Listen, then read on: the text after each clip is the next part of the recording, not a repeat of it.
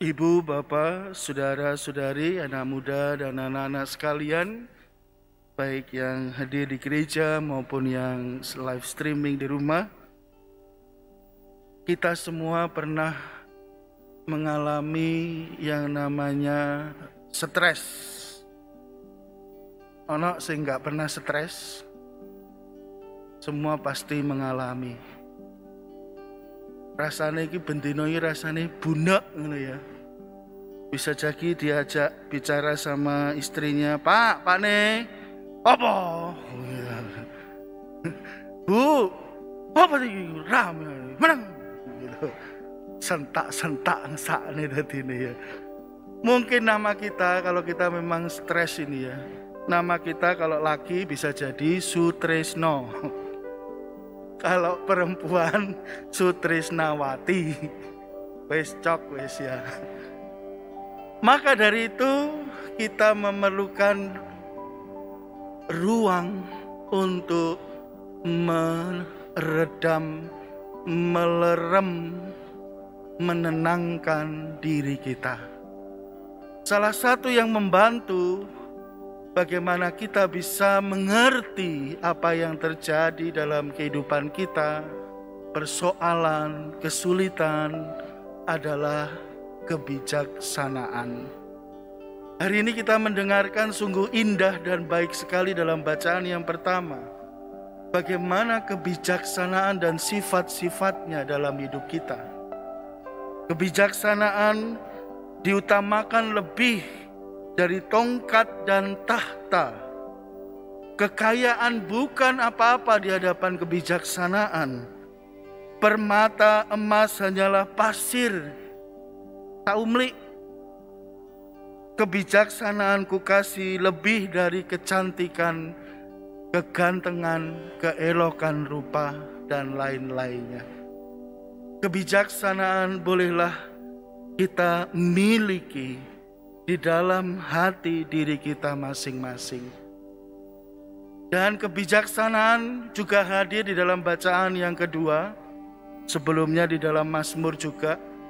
Ajarilah kami menghitung-hitung hari hidup kami, agar kami beroleh hati yang bijaksana di ayat yang pertama Mazmur tadi. Dan bacaan kedua, kebijaksanaan hadir di situ di dalam firman Allah sendiri. Bagaimana firman Allah sungguh kuat dan tajam. Kadang meneguhkan kita, kadang menegur kita. Kadang kita malu sendiri kepada Tuhan. Kadang kita juga bisa terharu menangis bahwa Tuhan, aku boleh sungguh bahagia mengikuti sabdamu.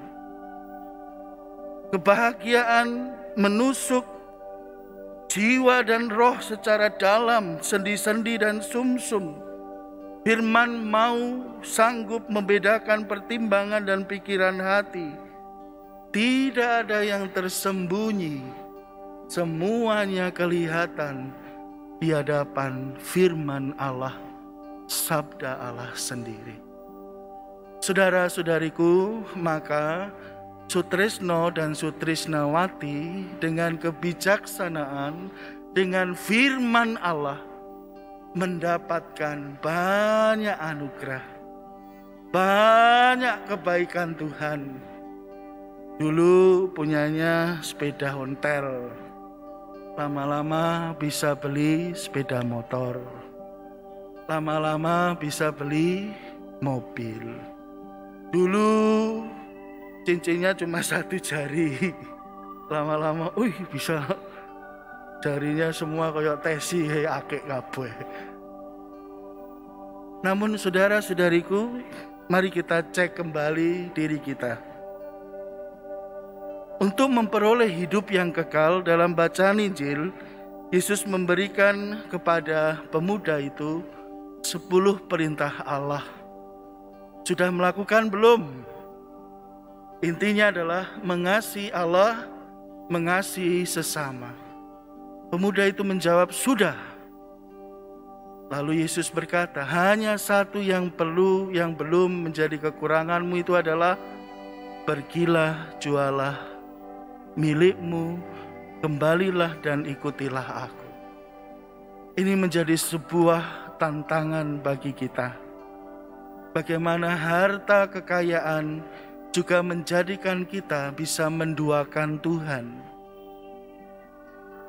Bisa jadi kita mentuhankan harta kekayaan dan menomorduakan Allah. Saudara-saudariku yang terkasih di dalam Tuhan, maka kita mengutamakan Allah dalam segala hidup kita. Kalau kita mau jujur, coba kita cek sendiri dalam diri kita. Mari kita lepaskan satu persatu. Wih, Priambodo, seorang laki-laki yang ganteng gitu. Gantengnya dicoplok. Wih, Priambodo, yang cantik-cantik dicoplok di dewi ya. Wih, Priambodo punya mobil, mobilnya banyak, itu pastoran. Mobilnya dicoplok. Wih, Priambodo,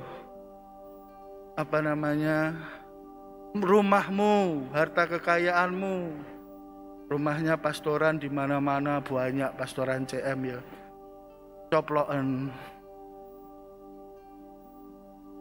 Umatmu, perutusanmu, coplokan. Dilepas. Imamatmu, coba lepasno. Titelmu Romo, coba lepasno. Belum sing akademis, burung sing hobi, lepaskan semua.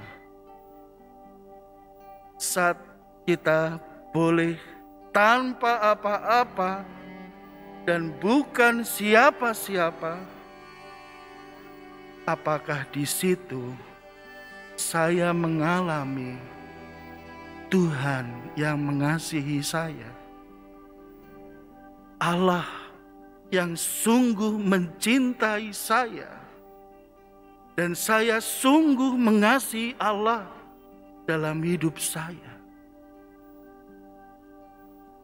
Saudara-saudariku, dengan cinta dan iman kepada Allah ini, maka segalanya yang Priambodo miliki ini, sekarang ini, adalah semata berasal dari Allah sendiri.